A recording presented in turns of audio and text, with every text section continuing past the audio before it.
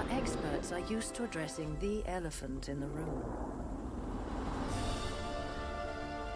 So if you think big, you should think DSV. We offer a competent partnership that gets things moving. For small startup businesses, for large corporations, for anyone with towering ambitions. You need it, we move it.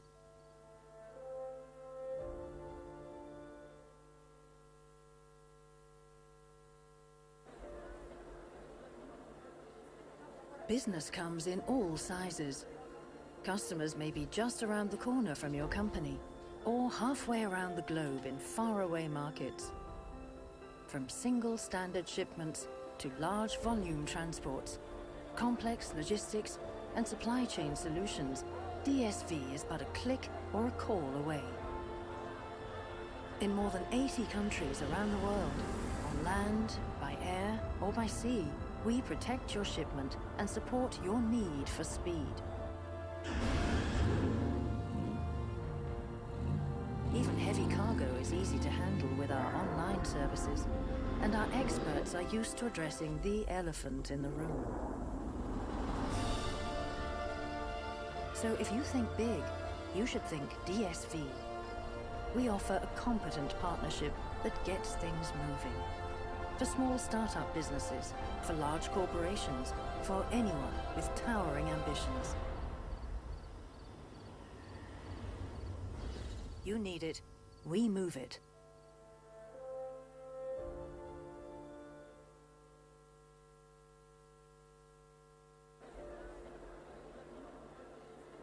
Business comes in all sizes. Customers may be just around the corner from your company, or halfway around the globe in faraway markets. From single standard shipments to large volume transports, complex logistics and supply chain solutions, DSV is but a click or a call away. In more than 80 countries around the world, on land, by air or by sea, we protect your shipment and support your need for speed. Even heavy cargo is easy to handle with our online services, and our experts are used to addressing the elephant in the room. So if you think big, you should think DSV. We offer a competent partnership that gets things moving. For small startup businesses, for large corporations, for anyone with towering ambitions. You need it, we move it.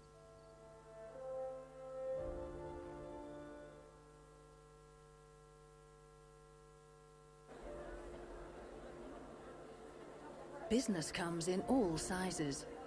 Customers may be just around the corner from your company, or halfway around the globe in faraway markets. From single standard shipments to large volume transports, complex logistics and supply chain solutions, DSV is but a click or a call away. In more than 80 countries around the world, on land, by air or by sea, we protect your shipment and support your need for speed. Even heavy cargo is easy to handle with our online services, and our experts are used to addressing the elephant in the room. So if you think big, you should think DSV. We offer a competent partnership that gets things moving. For small startup businesses, for large corporations, for anyone with towering ambitions. You need it, we move it.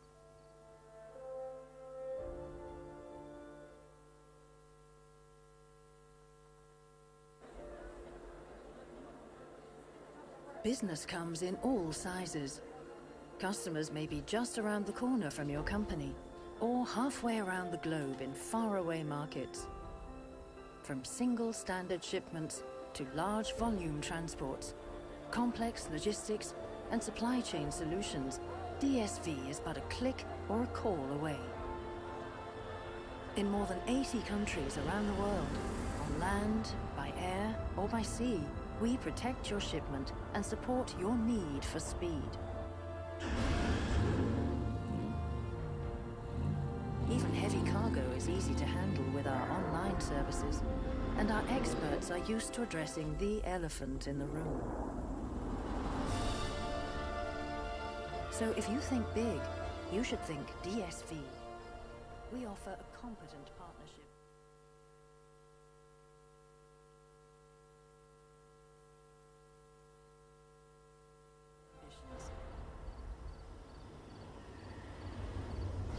You need it, we move it.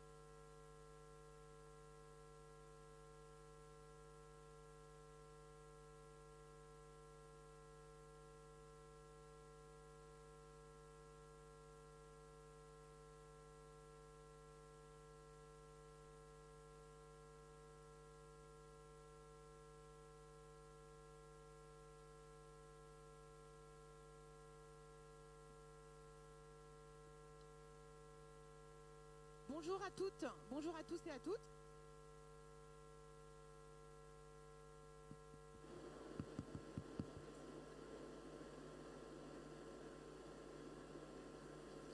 Bonjour, c'est bon, il marche. Ah bah là, c'est fort. Du coup, on m'entend bien. Donc, bonjour à toutes et à tous. Merci beaucoup d'être avec nous. On va maintenant tout de suite avoir une keynote spécifiquement de Daher qui va vous parler d'open innovation avec les nouveaux modes de collaboration pour la filière logistique.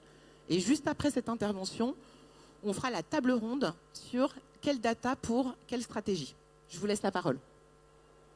Je vérifie qu'il marche bien, oui. Je regarde si ça marche pour lancer. Juste pour basculer sur les slides d'après. Très bien, bonjour à toutes et tous. Je m'appelle Sébastien Leroy, je suis le directeur de l'Open Innovation du groupe Daher. Alors, le groupe Daher, je pense que la plupart d'entre vous connaissent. Ok. Voilà. Donc c'est plus de 150 ans d'histoire. C'est une histoire familiale. Aujourd'hui, le groupe Daher, c'est un peu plus de 350 actionnaires.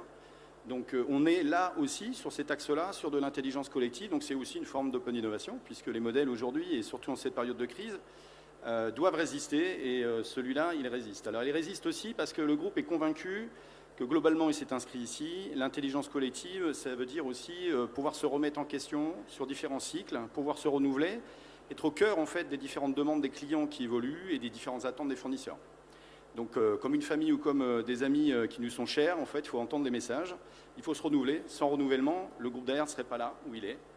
Et donc, du coup, sur les marchés, sur les différentes évolutions, et on le verra tout à l'heure sur la partie qui est liée au digital, quelle data pour quelle stratégie, l'avènement aujourd'hui de l'évolution digitale fait qu'on est obligé, à un moment donné, de poser tel un cairn, une petite pierre à l'édifice et d'avoir nos partenaires qui travaillent avec nous.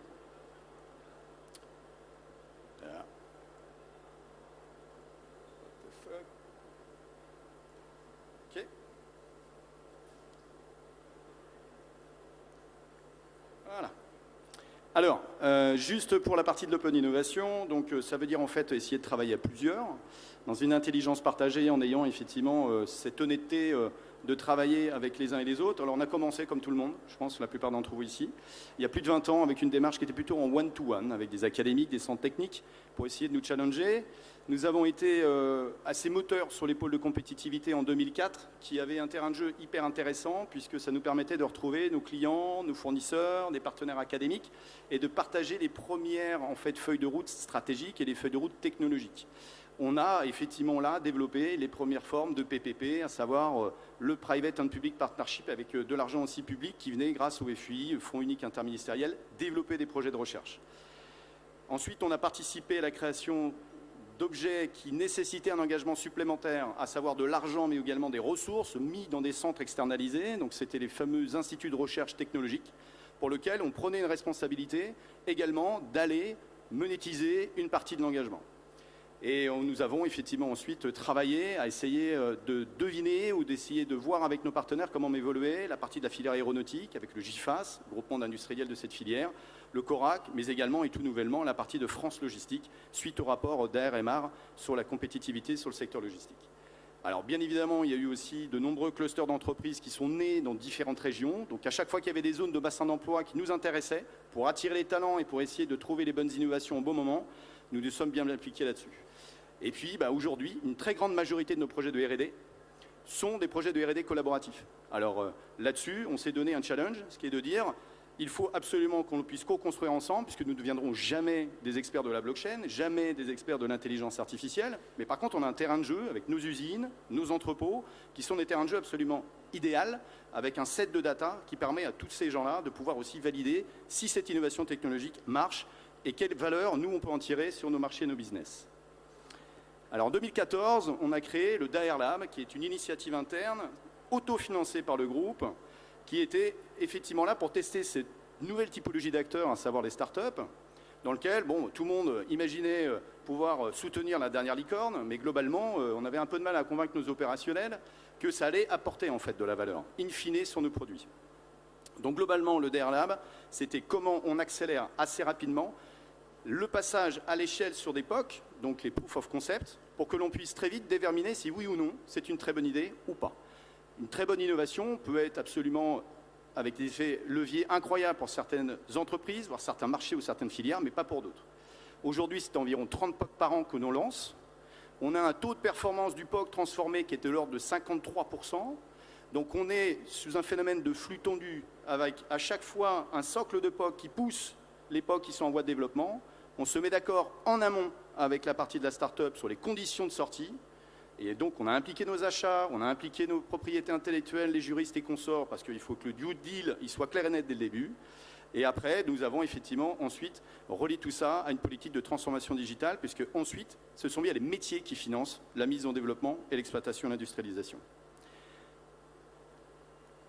Alors, l'intelligence collective, aujourd'hui, elle est un peu remise en question. On a tous connu un peu de phénomène reptilien lorsque la crise est arrivée face à nous. On a remis un petit peu en vrac ces modèles-là pour aller encore plus loin. Et le groupe d'AR a décidé de lancer 3 centres d'excellence d'innovation en propre. L'un sur son métier d'avionneur, l'autre sur son métier d'aérostructurier équipementier, orienté composite nouvelle génération, et le troisième sur la logistique. Celui sur la logistique, il est destiné à prendre encore plus de responsabilités pour le groupe d'AR, d'ouvrir un endroit qui fera l'objet d'expérimentation directement relié aux innovations technologiques proposées par l'ensemble des techno-providers. Alors on s'est rendu compte d'une chose, c'est qu'aujourd'hui on vit dans un monde qui va très très vite. Les différentes innovations qui avaient à une certaine époque étaient plutôt sous une forme de courbe en S, avec l'arrivée des technologies, avec une forme de timing relativement absorbable. Aujourd'hui on est quasiment sur une forme de courbe en G. On le voit, l'intelligence artificielle a énormément bousculé les choses, on le verra tout à l'heure avec la partie de DC Brain. On a effectivement aujourd'hui besoin de trouver des solutions techniques pour nos clients. Nos clients nous challenge, nos clients nous attendent plus sur des opérations, ils nous attendent aussi sur des briques d'innovation, parfois même au cours même d'un programme lancé.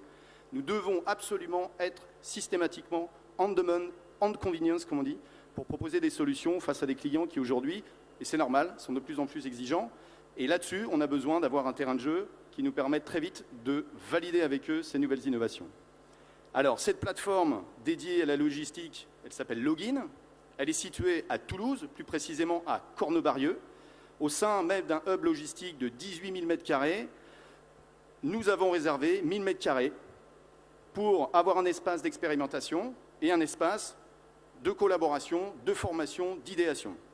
L'idée, c'est véritablement sur cet espace-là d'avoir un set qui soit au plus proche de la dalle industrielle, avec un hard et un soft qui correspondent très rapidement à pouvoir faire tourner des solutions 24 heures sur 24, 7 jours sur 7. Là, nous espérons aller encore plus vite sur la mise en œuvre de solutions technologiques dans nos offres et sur le fait de pouvoir demander à l'ensemble de nos partenaires et fournisseurs d'être encore plus innovants et de venir le tester.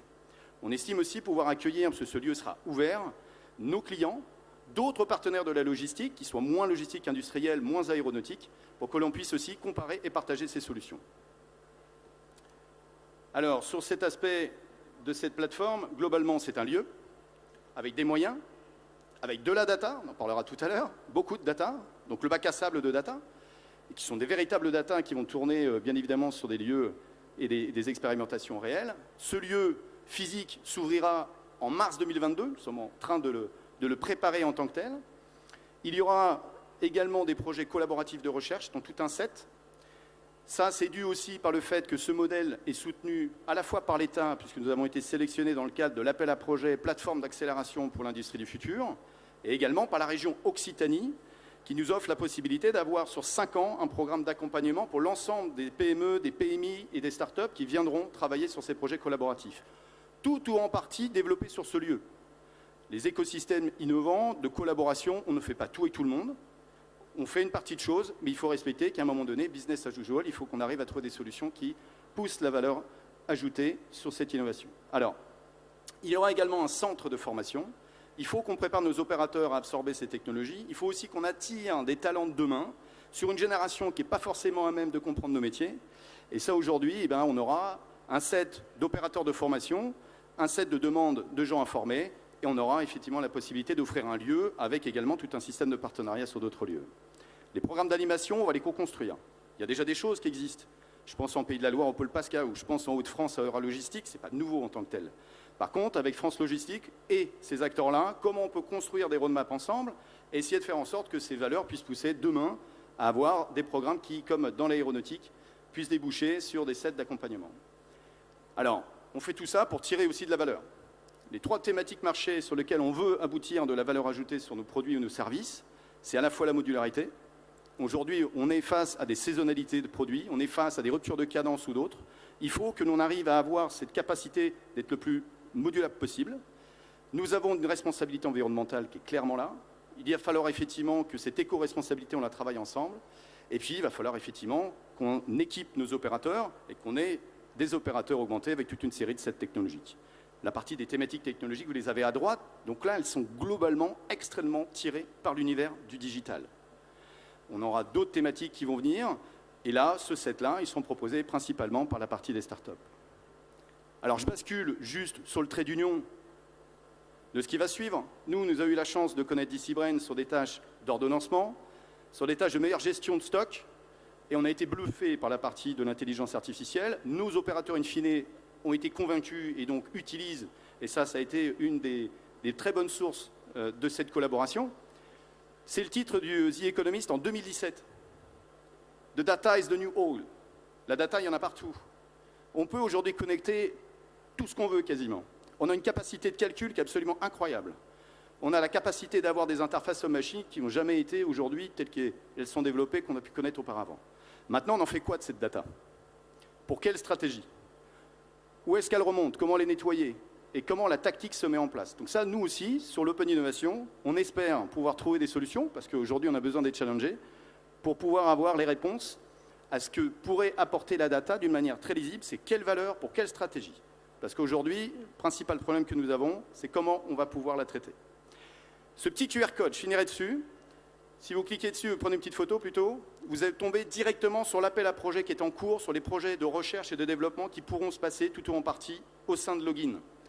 Donc si vous voulez en savoir un peu plus, n'hésitez pas, vers moi, sinon QR code et vous avez l'ensemble des contacts et des autres qui se passeront. Voilà, je vous remercie pour votre attention, puis je vais laisser la parole pour présenter, j'imagine, les intervenants de la table ronde.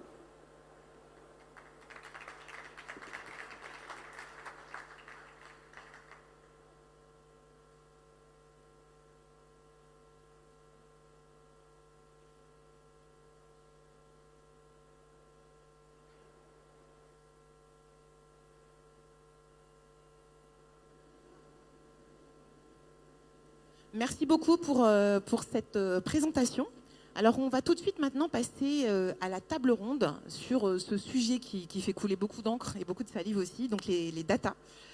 On va avoir une table ronde sous forme de binôme, d'accord? Donc, c'est un peu le principe d'avoir un utilisateur de solutions, okay, avec son client. Nous allons avoir sur cette table ronde donc Benjamin Debutet de DC Brain. Vous allez intervenir aux côtés de Steph.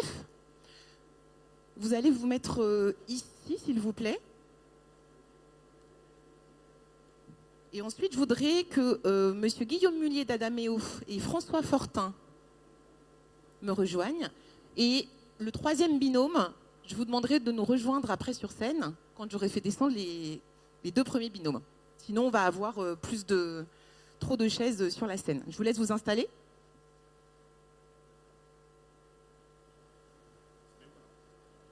Alors moi, je vais me mettre ici, prenez place. Tous les micros sont allumés.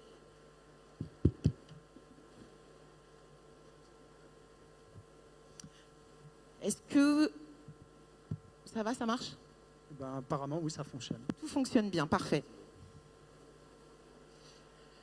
Alors vous avez vu, on est sur une édition SITL placée sous le signe de l'innovation. Et on parle beaucoup d'IoT, on parle beaucoup de data, de big data. Le sujet n'est pas toujours d'avoir le maximum de data, mais plutôt de savoir lesquelles. Quelle data on traite, pour quel objectif et dans quelles conditions. Alors on va là vous présenter des exemples concrets et des cas clients. Et cette conférence, on pourrait un peu l'appeler aussi Smart Data, c'est-à-dire data intelligente. Benjamin Debutet, c'est vous qui ouvrez le bal pour DC Brain. J'ai vu que vous étiez très actif sur LinkedIn. Merci. Alors vous, Benjamin Debutet, on voudrait savoir DC Brain, comment ça fonctionne exactement? Quelle data vous traitez? Et puis ensuite, on va donner la parole à Steph qui utilise votre solution. Ok, c'est une question plusieurs questions en une, donc je vais essayer de faire court. En quelques mots, je suis le directeur général et cofondateur de DCBrain. DCBrain, on est éditeur de logiciels dans le monde de l'intelligence artificielle. Donc, on utilise des données pour répondre aux enjeux des prestataires logistiques et des opérateurs de transport. J'en profite pour remercier DAER pour leur notification de tout à l'heure. DAER qui est effectivement un de nos clients.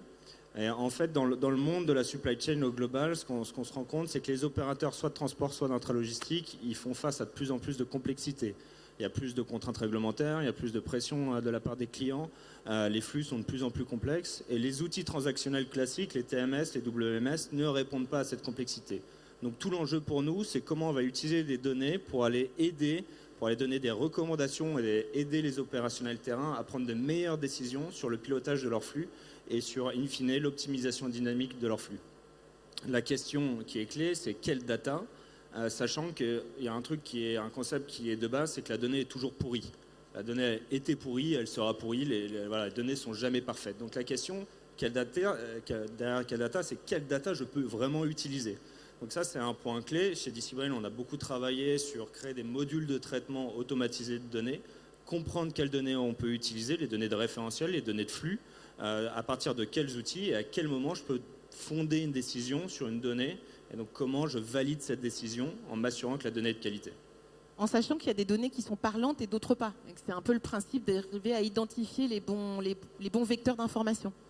Oui, effectivement. Et encore une fois, c'est un peu l'arlésienne en big data, c'est que plus il y a de données, aujourd'hui, la big data, ça date pas de 2020, 2021, ça fait longtemps qu'on en parle. Et au début des premiers pilotes qui ont été lancés, la conclusion, c'est qu'il n'y avait pas assez de données. Donc en fait, tous les opérateurs ont commencé à mettre en place ce que vous avez évoqué tout à l'heure, de l'IoT, des nouveaux capteurs, etc. Et donc aujourd'hui, on arrive dans un phénomène où il y a pratiquement trop de données en fait. C'est l'opérateur sur le terrain, il se retrouve avec 15 000 points à regarder, 15 000 tableaux de bord, etc. Mais ça ne l'aide pas dans sa vie de tous les jours. Donc c'est à partir de quel moment je peux aller identifier la bonne donnée, les signaux faibles, pour aller aider, encore une fois, l'opérationnel terrain à prendre des meilleures décisions tous les jours. Alors vous, chez DCBrain, vous utilisez quoi comme données et dans quel but? Et on va faire un focus sur le cas de Steph, puisque je suppose que chaque client a ses priorités et son schéma de travail. Ok. Très rapidement, on va passer la main à Damien, mais en gros, nous, on utilise plusieurs types de données. La première, c'est les données de référentiel. On va créer un double digital d'un réseau. Derrière DCBrain, il y a une technologie qui utilise des bases de graphes qui permettent de modéliser un réseau complexe. Donc, on va modéliser un réseau à partir des données descriptives de ce réseau, donc l'emplacement des agences, les nombres de quais sur les agences, les horaires d'ouverture, fermeture. On va intégrer des données réglementaires et puis après, on va intégrer toutes les données de flux. Donc le nombre de colis, la taille des colis, le poids, etc., les points de départ, points d'arrivée, les taux de service demandés par les clients, etc. On va les intégrer dans ce double digital et on va trouver quelque part le meilleur chemin pour aller optimiser un plan de transport pour répondre aux demandes clients. Vous utilisez ce qu'on appelle un jumeau, non? Ouais, Comment ça marche ce jumeau? Un jumeau numérique. On va rentrer dans le détail. En fait, on a créé une techno assez. Donc on est issu d'un laboratoire, on a créé une techno qui utilise des bases de graphes. Donc on va créer vraiment un double digital d'un réseau en utilisant ces bases de données sous forme de graphes. Ce que ça permet en termes de technologie, c'est que ça permet d'aller beaucoup plus vite sur l'identification de chemins optimaux. Voilà. Ça permet en fait de trouver le chemin plus facilement et plus rapidement. C'est bien ça? Ouais. Alors Damien Chapoteau, directeur général délégué de Steph, comment vous avez rencontré DCBrain et quel a été le cahier des charges au départ quand vous aviez des problèmes à résoudre sans doute? Oui, en effet. Donc, d'abord, la rencontre avec DCBrain a été relativement fortuite puisque l'un de nos collaborateurs qui suivait une formation de data scientist a eu la bonne idée de rencontrer les équipes de DCBrain et qui à l'époque travaillait déjà sur la question des réseaux complexes. Et nos activités de distribution, c'est un réseau, évidemment, de plateformes, de véhicules, de clients, de destinataires. Et c'est à travers cette rencontre, finalement, qu'on a pris contact, il y a bientôt 2 ans maintenant, si je ne dis pas de bêtises, et où on a eu des premiers échanges autour de nos problématiques, qui sont finalement celles de beaucoup d'entre nous, ou de beaucoup d'acteurs du transport et de la logistique.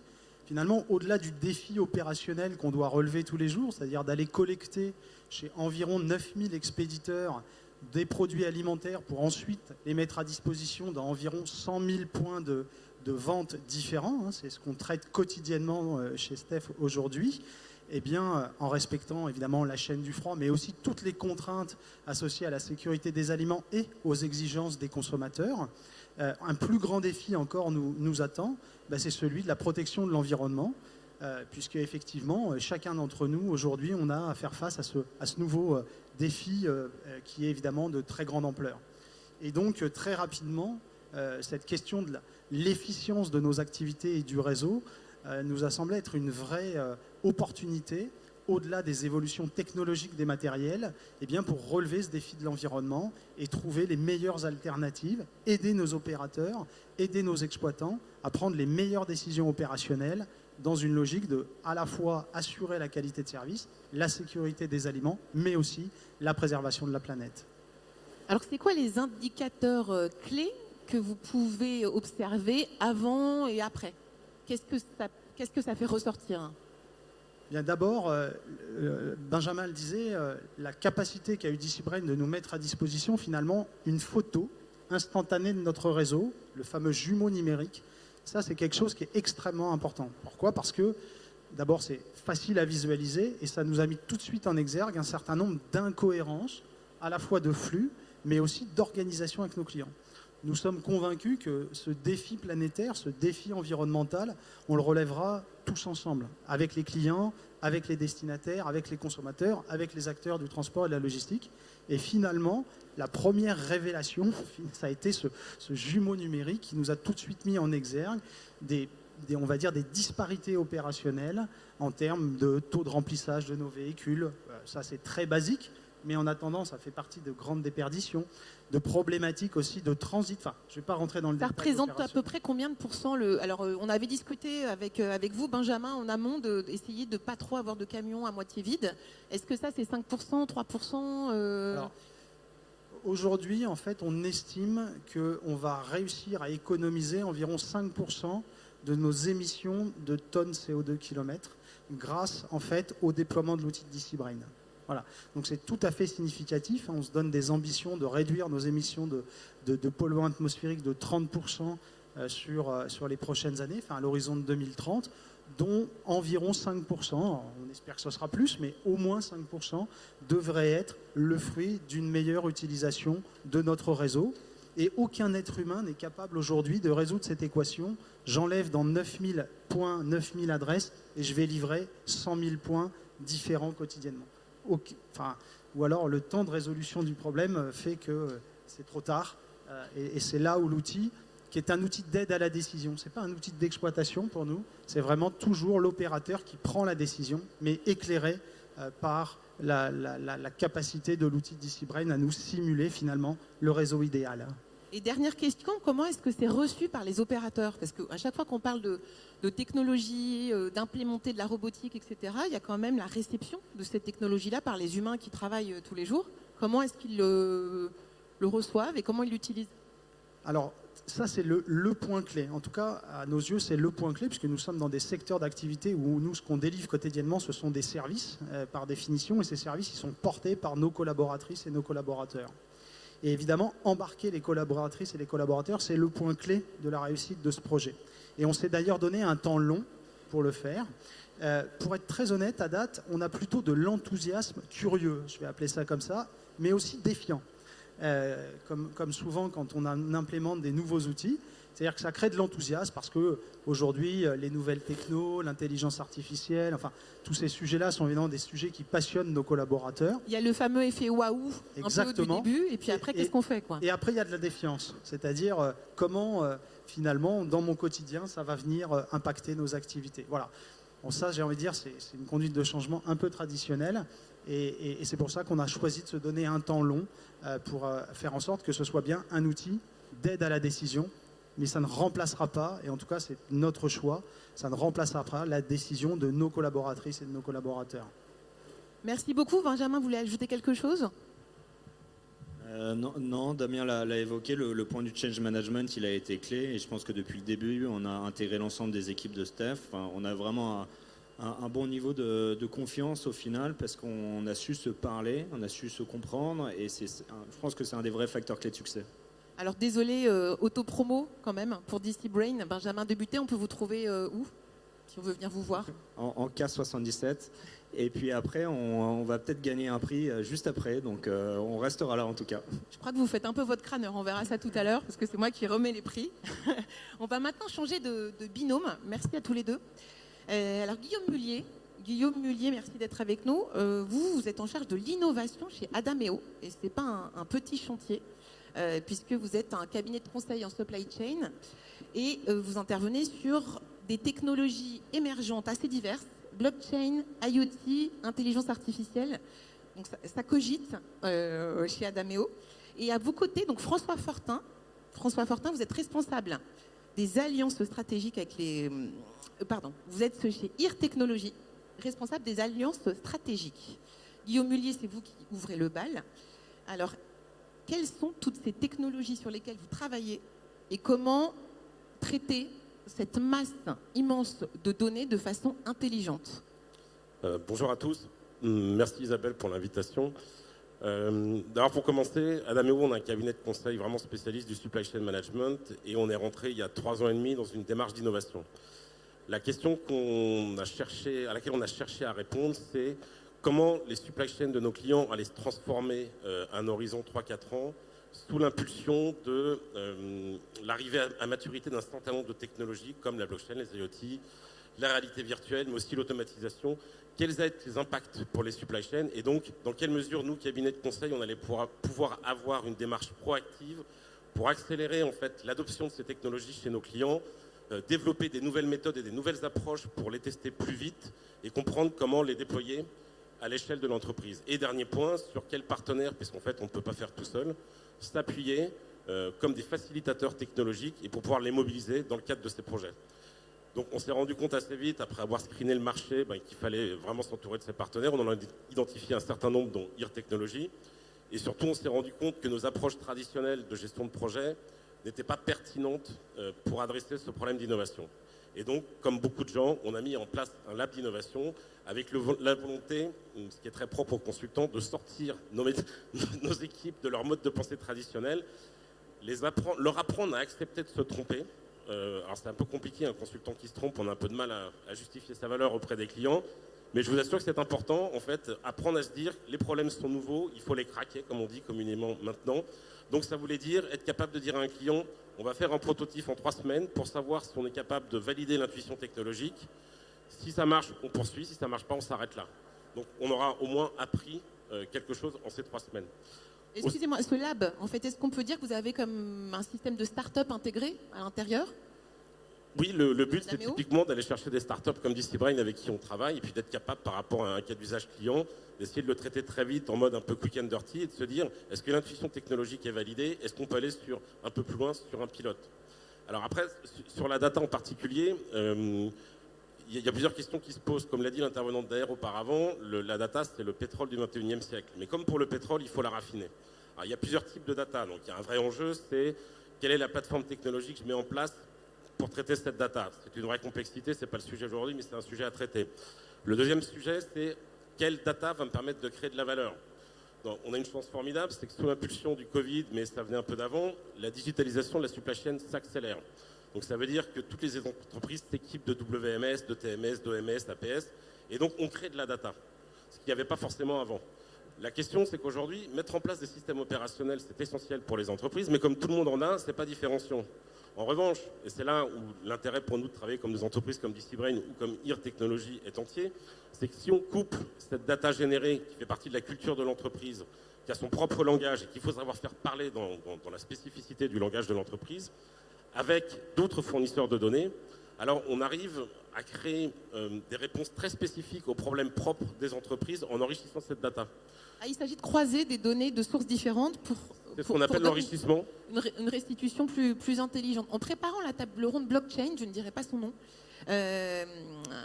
ingénieur des mines, donc bien câblé sur la blockchain, me disait, en fait, dans le secteur supply chain, il y a peut-être 20% des données qui ont de la valeur, mais il faut qu'ils arrêtent avec leur data parce que peut-être que 70-75% de ces données, finalement, ne sont pas très efficientes et pas très... Qu'est-ce que vous en pensez de ce point? Je serais bien incapable d'évaluer le pourcentage de données qui a de la valeur.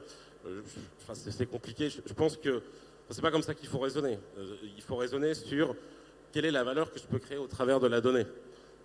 Et aujourd'hui, moi j'insiste sur le fait, c'est compliqué d'utiliser de la donnée. Il y a beaucoup d'entreprises qui ont peur parce que quand vous commencez à parler sur les spécialistes de la donnée, il y en a qui vont dire qu'il faut mettre en place un data lake, on va faire du big data, on va mettre des technologies big data. Donc tout le monde s'embarque dans des réflexions complexes technologiques, alors que la vraie question c'est comment je démarre petit à petit. Alors la solution, le chemin qu'ont traditionnellement choisi les entreprises pour commencer, c'est l'analytics.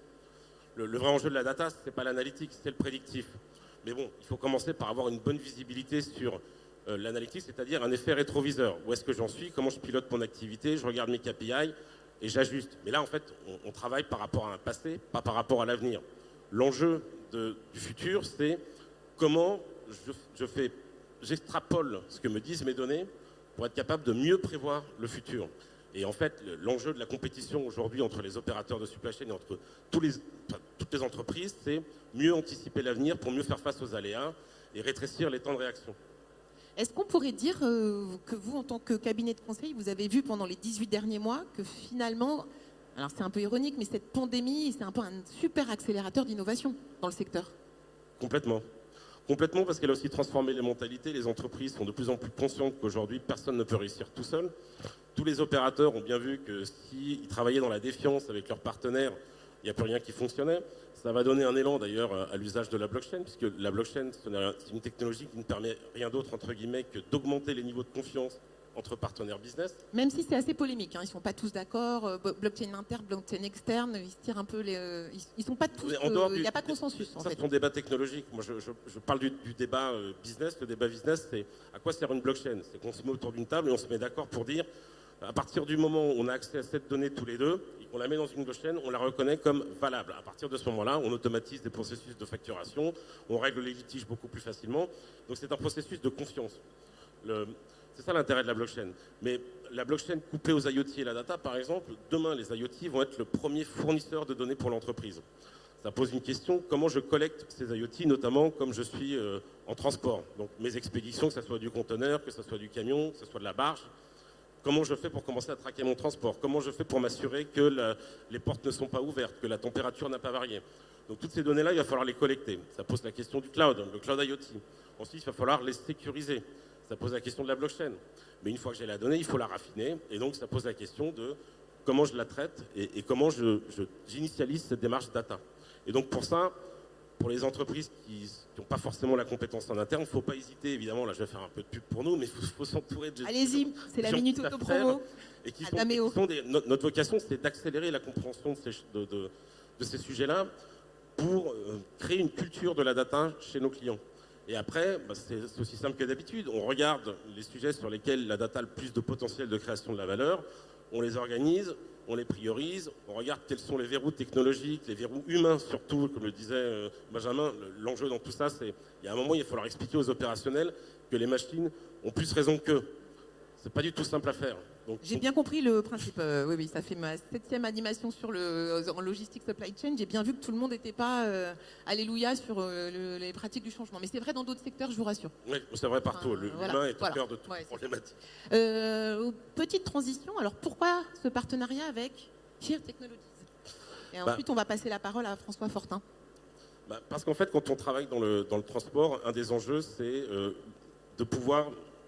Comment dire, c'est un peu le jumeau numérique, c'est avoir la possibilité de coupler des caractéristiques de localisation à mon organisation, à mes réseaux, mais aussi à ce qui bouge, c'est-à-dire mes transports.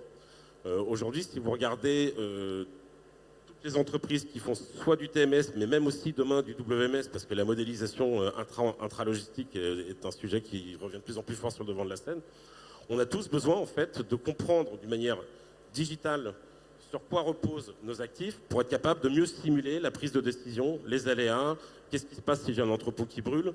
Et tout ça, ça suppose d'avoir accès à un certain nombre de data qu'aujourd'hui, en fait, seules des entreprises comme IR peuvent véritablement fournir. C'est-à-dire qu'avoir une cartographie du monde, c'est coûteux et long à mettre en œuvre. Il se trouve que ça fait 35 ans que IR fait ce métier et qu'ils ont mis en plus en place une plateforme technologique qui permet de consommer soit directement de la data, soit de consommer de la data. Vous êtes en train de nous spoiler l'intervention de François Fortin, là. Il adore. Il adore ça. il est tellement euphorique par rapport Il à est ce très que Guillaume enthousiaste, hein, et Guillaume enthousiaste Millet. que vous voyez. On sent vraiment qu'il y a un mon cœur pitch. qui bat là-dessous, ça fait plaisir. Il va faire mon autopromo dans 2 minutes. Alors, François Fortin, donc vous êtes en charge des alliances stratégiques. C'est ça l'intitulé de votre poste? C'est ça l'intitulé de mon poste. Donc ça veut dire que, en fait, IR est une société donc européenne qui est fournisseur de data cartographique et d'outils au-dessus de cette data cartographique qui va permettre en fait de pouvoir indexer la data de nos clients par rapport à un contexte géographique. Et donc c'est ce que disait tout à l'heure Guillaume. La data en tant que telle, elle prend de la valeur à partir du moment où on va réussir à l'enrichir. Et dans le monde de la logistique, de la supply chain, comme ce sont souvent des data qui caractérisent des pièces ou des shipments en mouvement, le fait d'être capable d'indexer cette data à tout instant par son contexte géographique lui apporte énormément de valeur. Est-ce que si on compare, on pourrait dire que ça serait comme on prend la Bibliothèque nationale de France et chaque livre bouge tout le temps, dans tous les sens, avec des points d'arrêt où ça redémarre et il faut arriver à traiter le stock et le flux en même temps? Il faut être capable surtout de dire à tout instant où est le livre qui va s'arrêter et ensuite quel est finalement son environnement et quelles sont les options qui sont offertes à ce livre. Est-ce qu'il va être capable de prendre l'allée 17 ou dans l'autre perpendiculaire la ligne 28, sachant qu'il ne va pas voler au-dessus des étagères pour aller d'un point où il est vers le point où il veut aller. Donc ça fait partie des choses. Et donc pour terminer par rapport à votre première question, en fait, l'objectif de IR, c'est juste être un fournisseur et un enabler technologique en mettant à disposition de nos clients et de nos partenaires tous les outils et les données dont nous disposons, mais on n'est pas fournisseur de solutions en tant que tel. Donc on a besoin de s'appuyer sur un réseau de consultants qui finalement va interagir avec les clients pour identifier les points d'amélioration, qui va faire l'analyse et qui finalement va commencer à développer la solution qui va être utile à être implémentée pour résoudre le problème.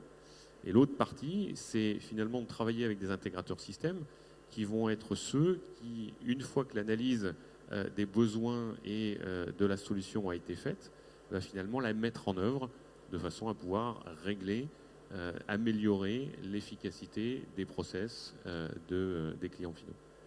Et pour résumer les gains pour vos clients, alors sur spécifiquement l'analyse des itinéraires, l'analyse des itinéraires réellement réalisés versus ce qui était planifié initialement, est-ce que ça fait gagner du temps, ça fait gagner de l'argent, ça fait gagner de... Alors, au final, ça fait gagner de l'argent, ça c'est certain, puisque c'est ce qu'on cherche tous, à gagner de l'argent. Hier, un intervenant nous a dit, bon, les tablettes, les interfaces graphiques jolies, on aime bien, mais nous, ce qu'on veut, c'est quand même créer de la valeur.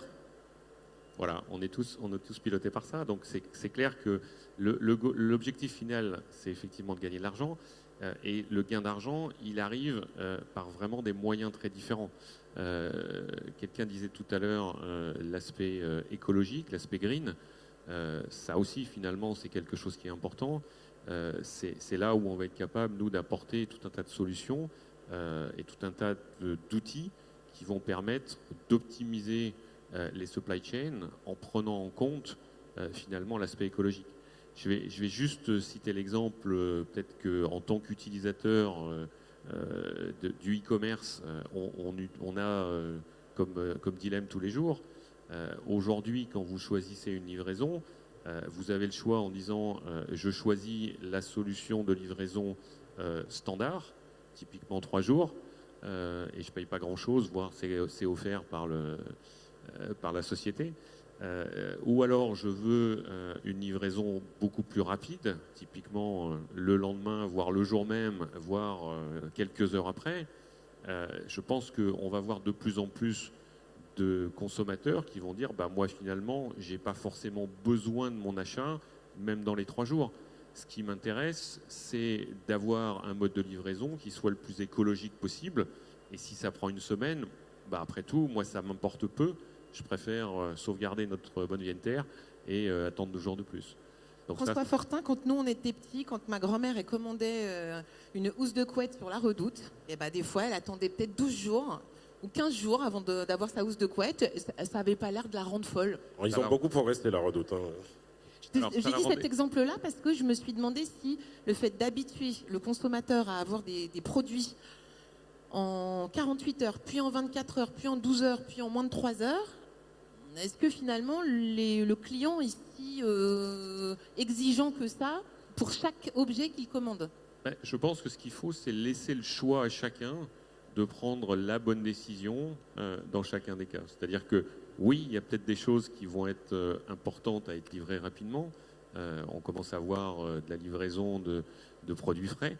Je pense que vous ne voudriez pas que votre salade elle vous arrive 12 jours après. Donc dans ces cas-là, on peut imaginer qu'effectivement c'est important. Excusez-moi, François Fortin, ma machine Nespresso est tombée en panne en plein confinement. Ben voilà, Et ça j'étais c'est important. contente de Ça c'est l'avoir. important. Ça c'est important de l'avoir le lendemain. Vous l'auriez eu 2 heures avant, c'était même Là, idéal. C'était compliqué, là. J'avais vraiment besoin de café pour bosser. Par contre, votre housse de couette, elle, vous auriez pu attendre 2 jours. Alors, j'ai rien contre la Redoute, parce que j'ai dit ça pour faire une blague, et je sais qu'à chaque fois, il y a toujours un monsieur ou une madame qui n'est pas content, mais c'était un exemple pour parler de cette question du délai de livraison qui impacte le backstage et les coulisses en fait, de la supply chain et que le grand C'est ça. public ne voit pas. Donc encore une fois, nous on est là pour amener les éléments qui vont permettre aux industriels de pouvoir offrir la bonne solution tout en optimisant leur coût opérationnel. Alors, merci beaucoup à tous les deux, Christophe Mullier d'Adameo et François Fortin de FIR Technologies. Si on veut poursuivre les échanges, vous parlez après. Où est-ce qu'on peut vous trouver? Eh bien, nous sommes tous les deux en J88. Merci. J88, si vous voulez poursuivre. Je vais vous demander à tous les 4 de regagner vos places parce qu'on va accueillir notre 3e binôme. Merci beaucoup. Olivier Jean de Gauchy, directeur de Trafislab. Merci d'être avec nous. Comme vous voulez, je vous en prie. Aropa. Bonjour, venez vous installer. Vous allez m'encadrer.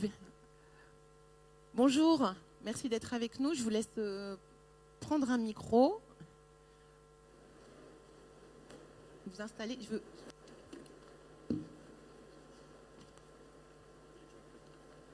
Alors, on va avoir maintenant affaire à vous deux. Donc, 3e binôme, d'accord. Olivier Jean de Gauchy, vous êtes directeur de Trafislab. Trafislab, pour simplifier, mais vous nous en direz plus. Normalement, les micros sont allumés. On va essayer, oui. Ça va? Ça marche? Ça va. Alors, pour simplifier, vous allez nous en dire un peu plus. C'est un partenariat assez complexe, Trafislab, entre Aropa, donc vous allez nous en parler, l'université Havre-Normandie et Sogет, qu'on a vu hier, comme un laboratoire en PPP, en partenariat public-privé. Est-ce qu'on peut dire ça comme ça? Pas tout à fait. Alors, vous avez oublié la douane française. La douane française également. Dans les membres fondateurs de Trafis. Trafis est un groupement d'intérêt scientifique donc, qui a été créé par Aropa, donc l'autorité portuaire de l'Axe Seine, la douane française, l'Université du Havre dans sa composante école d'ingénieurs, l'Institut supérieur d'études logistiques et Sogет. Donc ce sont 4 sociétés ou administrations surtout havraises à l'époque, dont l'objectif était de mettre en commun des moyens, des outils, des méthodes et des ressources dans le cadre de la facilitation du commerce. Donc c'est le Trade Facilitation de Trafis. Et donc ce groupement d'intérêt scientifique a été créé dans cet objectif. Donc avec des objectifs divers, donc des objectifs académiques, de créer une chaire entre l'Université du Havre et la douane française, de créer aussi des laboratoires d'expérimentation type Living Lab entre les différents acteurs pour que des startups ou des sociétés puissent venir tester leurs solutions dans l'environnement industriel du port, de créer aussi un laboratoire commun de recherche entre la société privée Sogет et l'Université du Havre, et de créer aussi ce qu'on appelle un BI port, c'est-à-dire une façon des outils qui permettent de mettre en commun toutes les données dont on dispose sur l'axe Seine, sur le port, pour utiliser ces données pour faire réaliser différents projets, différentes études ou différents outils, avant tout. Et personnellement, donc, je suis chez Sogет. Donc Soget, c'est une société qui a été créée il y a un peu plus de 35 ans par les membres de la communauté du port du Havre pour justement développer un système d'information dont l'objectif est l'optimisation, l'accélération et du passage portuaire des marchandises en agrégeant les données du passage portuaire de tous les acteurs du port et en redistribuant ces informations, en leur donnant un sens, en les nettoyant quand elles ont besoin d'être légèrement nettoyées, mais on a affaire à des données plutôt propres, et enfin en donnant des autorisations de mouvement aux marchandises pour complètement automatiser et dématérialiser les échanges de données entre les acteurs. Alors merci pour cet éclairage. Donc il y a une multitude d'acteurs qui collaborent, du public, du privé, de la recherche universitaire et de la puissance publique. Si on doit un peu simplifier, le cocktail est... Tout à fait, c'est exactement ça. On a vraiment un cocktail, donc la recherche avec l'université, la puissance publique avec la douane française et l'autorité portuaire AROPA, et le privé, donc toutes les entreprises privées, donc les commissionnaires de transport, les commissionnaires en douane, les compagnies maritimes, les transporteurs, les terminaux, les entrepôts, représentés dans Soget, parce que Soget est une société qui a été créée par l'ensemble de ces professionnels pour améliorer le passage portuaire de la marchandise. Alors, AROPA, pour en parler, Jérôme Besancenot, merci d'être avec nous. Alors, les enjeux dans les ports, finalement, sont multiples. Là, on va parler du transport maritime. Est-ce qu'on peut dire que c'est 80-85% du commerce mondial qui passe par la voie maritime ?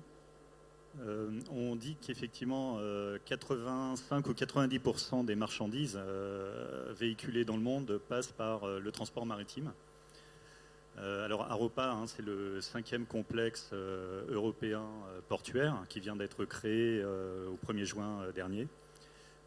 C'est un nouvel écosystème de réindustrialisation décarbonée sur l'axe Seine entre les 3 ports majeurs, Rouen, Le Havre et Paris.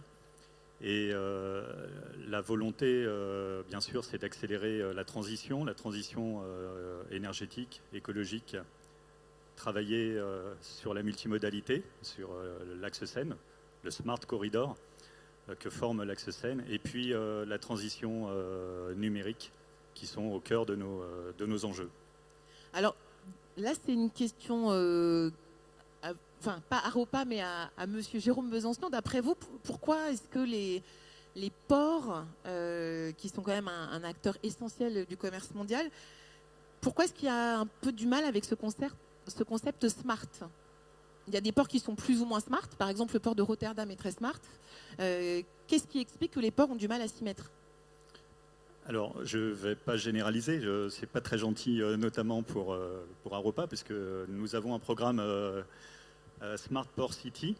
Je ne parlais pas de vous, je parlais du métier en général. Non, mais je plaisantais évidemment, mais... pourquoi c'est difficile? Parce que en fait, le numérique n'est pas au cœur ce n'est pas cœur de métier pour les ports.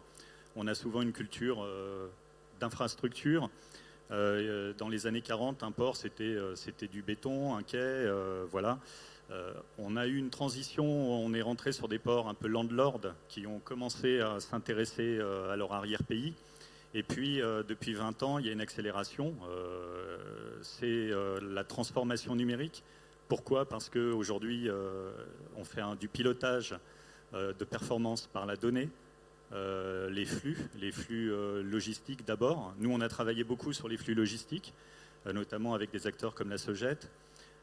Mais on voit qu'il y a une telle étendue de données aujourd'hui, on en a parlé, le volume, mais aussi le périmètre, fait que les ports tout seuls ne peuvent plus s'en sortir. Il faut donc créer un écosystème.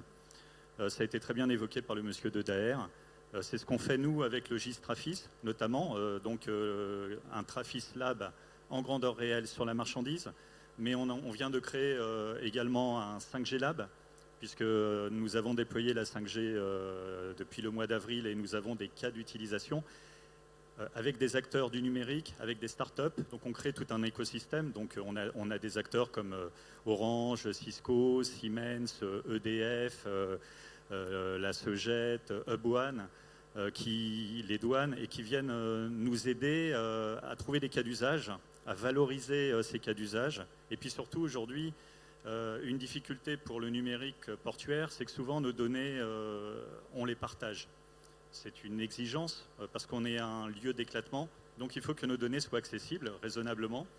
Jérôme Besançon, j'allais vous poser la question sur quel type de données dans un port, au-delà des marchandises et du flux. Il y a toute cette question aussi juridique. Il y a la douane, il y a un côté international, un côté administratif. Est-ce que ça rajoute pas encore des couches de complexité supplémentaires ?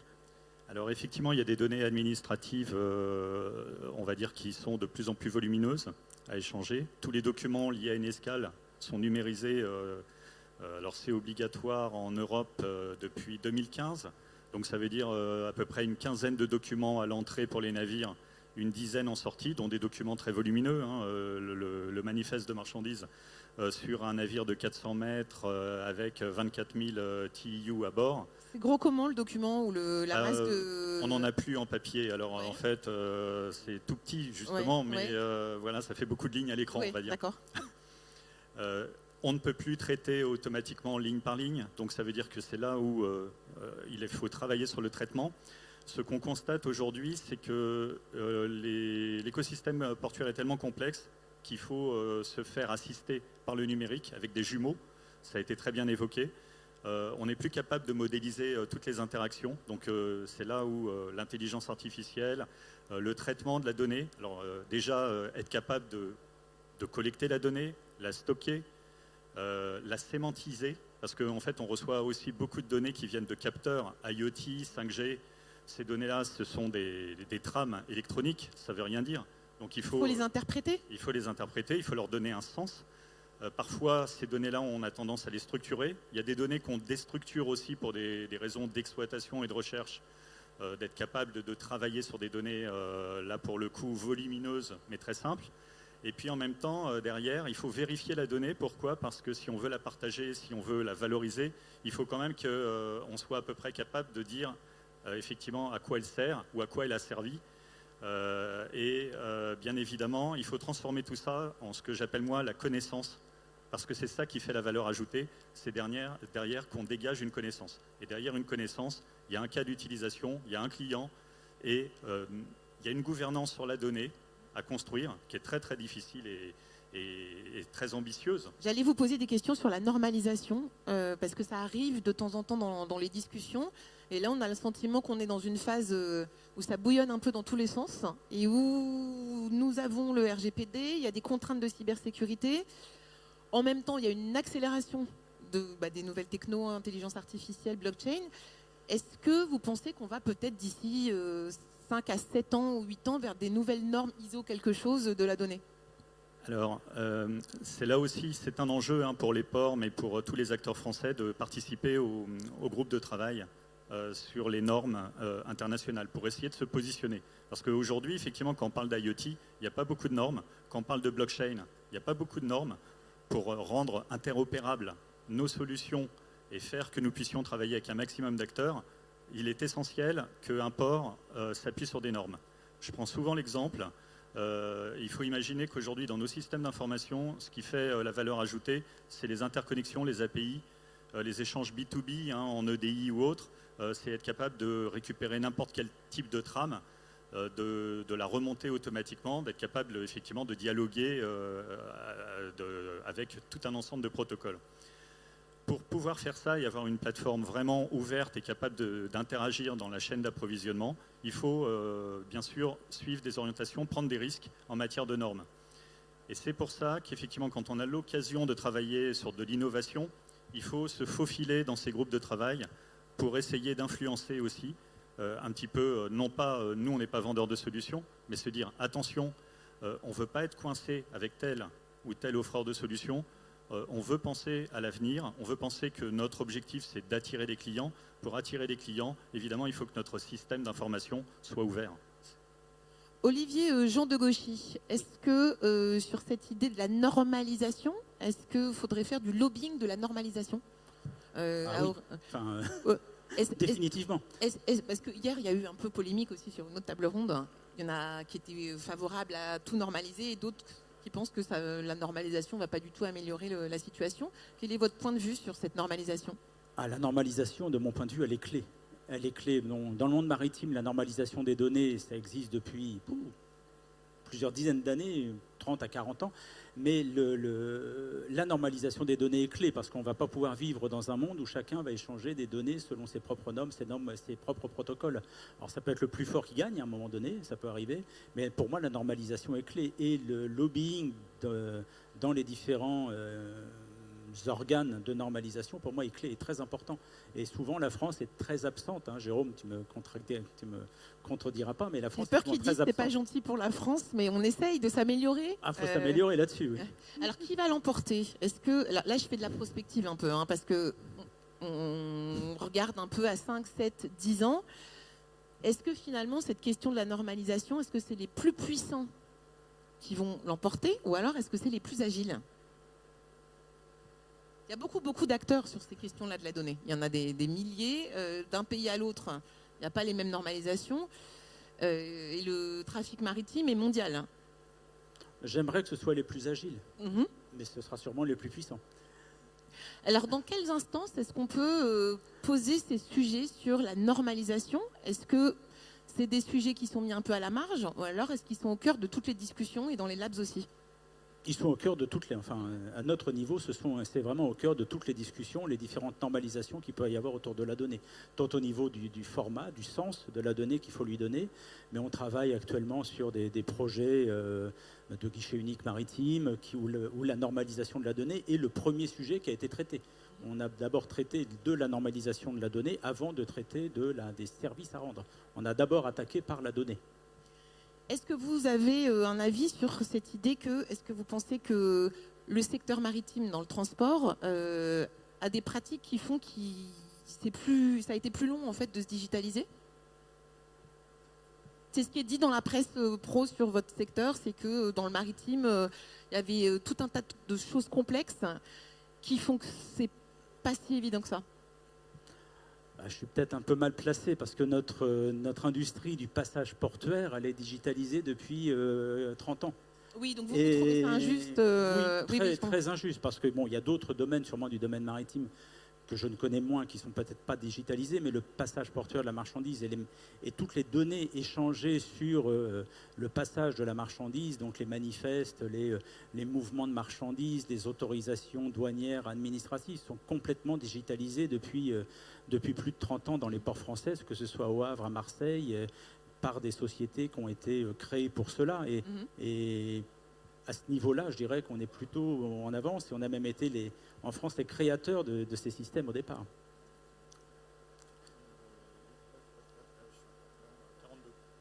Est-ce que vous avez une recommandation globale sur cette idée des données, en sachant que certains disent que les 3/4 des données sont inexploitables parce qu'un peu trop en vrac, d'autres que c'est bien sympa de stocker de la donnée, mais parfois on a besoin de les stocker pendant un temps court, parfois on a besoin de les stocker pendant un temps long, d'accord ? Est-ce que ça va s'affiner ? Ça va obligatoirement s'affiner. On a beaucoup de données qui peuvent paraître de la donnée en vrac ou sale, qu'on a besoin de nettoyer parce que ça provient d'énormément de capteurs, ça provient d'énormément de systèmes qui ne sont pas obligatoirement organisés, eux, déjà. Donc, on récupère une masse de données où là, on est obligé d'utiliser des algorithmes puissants pour y trouver un sens. C'est ce qu'expliquait très bien monsieur. Nettoyer la donnée, y trouver un sens. Mais d'un autre côté, on a énormément d'échanges d'informations entre systèmes d'informations organisés où les données sont parfaitement propres, ont un sens et où il n'y a aucun doute sur la donnée et elles sont directement exploitables. Il ne faut pas non plus oublier toute cette partie d'échange d'informations qui sont des informations faites entre des systèmes déjà organisés et qui échangent une donnée parfaitement propre avec un sens et qui permet d'optimiser les process d'une manière énorme. Et on n'a pas qu'une donnée entre guillemets, qu'il faut renettoyer, retraiter. Et c'est la force de ces systèmes d'avoir des données propres et de les fournir. Est-ce que vous pensez, tous les deux, comme on l'a dit tout à l'heure, est-ce que la vocation du traitement de ces smart data, donc je dis bien smart, est-ce que c'est le prédictif? Est-ce que c'est plutôt l'organisationnel? Est-ce que c'est gagner du temps? Est-ce que c'est créer de la valeur, augmenter le chiffre d'affaires? C'est un peu tout, hein, mais le prédictif, oui, reste quand même un point d'attention, hein, notamment parce que en logistique, tout le monde doit se préparer. Et c'est souvent une activité en flux tendu. Donc, de fait, les données prédictives sont plutôt essentielles. Ça, c'est pour la logistique. Maintenant, si je regarde là où on est peut-être un peu moins agile aujourd'hui sur les données environnementales, notamment parce qu'on a moins de données numériques. On en a beaucoup sur la logistique, avec effectivement des données qui ne sont peut-être pas toujours de très grande qualité, mais néanmoins, on a beaucoup de données. Sur l'environnemental, la transition énergétique, on a beaucoup moins de données. Alors là, on est en train de constituer des bases de données. On les constitue le plus vite possible, notamment pour des raisons d'historique, parce qu'on a très peu d'historique finalement. Et Jérôme Besancenot, ce constat-là que vous faites, c'est peut-être parce que ces préoccupations-là n'étaient pas au cœur. Enfin, est-ce que cette idée-là de RSE, d'environnement, c'est assez récent finalement? Alors oui, bien sûr, c'est peut-être de plus en plus un point focal pour les ports et en tout cas pour Aropa en particulier. Mais aussi, c'est les technologies qui nous permettent de faire ça. Par exemple, je prends un exemple tout bête. Pendant des années, ce qui importait pour accueillir un navire, c'était de savoir qu'est-ce qu'on avait sous le quai. Voilà, ça c'était essentiel. Sinon, on ne faisait pas rentrer un navire, surtout quand il y a des marées. Voilà. Et puis quand il y a des phénomènes d'enlisement, etc. Un jour, on m'a dit, oui, ce qui nous intéresserait, c'est de savoir ce qui se passe au-dessus du quai pour les risques climatiques, les inondations. Et là, on s'est rendu compte, tous nos outils de mesure n'étaient pas du tout adaptés, puisqu'en cas d'inondation, en fait, ils étaient sous l'eau, ils ne mesuraient plus rien. Et donc, on s'est mis à déployer d'un coup des nouveaux capteurs qui étaient au-dessus du quai, donc assez étrange pour nous qui avions une culture plutôt maritime, comment on fait pour faire rentrer un navire, et de se retrouver à déployer tout un ensemble d'outils qui nous paraissaient un petit peu hétéroclites, un peu bizarres, on n'était pas très à l'aise pour leur installation. Et donc ça, effectivement, c'est aussi, je pense, une question de culture qui se développe. Et là, pour le coup, le numérique peut nous aider à rattraper notre retard. Juste pour finir, également... Allez-y, je ne vous ai pas pressé, c'est rare, mais vous avez le temps. Donc. Sur le jumeau numérique, notamment, donc là, on va participer à un projet qui s'appelle Magpie, avec le port de Rotterdam, dans un Green Deal. Alors j'espère que je ne vous ai pas vexé. Aropa versus Rotterdam. Justement pour combler notre retard en matière de jumeaux numériques dans la transition énergétique, dans l'environnement, parce qu'on sentait bien qu'autant sur la logistique, on est plutôt bien et on a des outils, autant sur le domaine de l'environnement, c'est quelque chose à bâtir rapidement, il faut se préparer. Et on a besoin de ces outils pour piloter finalement l'activité et décarboner, réduire l'empreinte de nos activités. Voilà, donc ça, on essaie de combler notre retard en travaillant 2 fois plus. Donc on a toujours à s'inspirer des autres. Olivier Jean de Gauchy, sur ce côté prise en compte de nouveaux critères environnementaux et climatiques, les référentiels, on les crée au fur et à mesure que les problèmes arrivent. Tout à fait, oui. Donc est-ce que le changement climatique dont on parle partout dans la presse, c'est pas moi qui l'invente, je vais encore me prendre des cailloux. En fait, est-ce qu'on peut considérer que plus il y aura de changement climatique et d'aléas externes liés à l'environnement, et du coup, plus on va pouvoir exploiter des données qui permettent de prédire l'évitement de ces situations climatiques? Je ne suis pas un spécialiste du changement climatique, mais j'aurais tendance à dire que oui, on le voit dans toutes les industries, des moments qu'on accumule de la donnée historique, on a de bien meilleurs résultats pour pouvoir prédire ce qui va se passer. Le changement climatique, je pense qu'il n'échappe pas à la règle. Donc on aura effectivement besoin de toutes ces données. Est-ce que vous voulez dire un mot de la fin de Aropa? Si on veut en savoir plus, je sais que vous êtes, je me souviens plus de l'adresse. Alors, on est juste là. Juste en face. On ne peut pas nous louper. Ouais, c'est ça. Tout de un suite des plus gros stands du salon. Merci beaucoup de votre attention. Merci à toutes, merci à tous. On va maintenant faire une petite pause avant la remise des prix de l'innovation. Merci.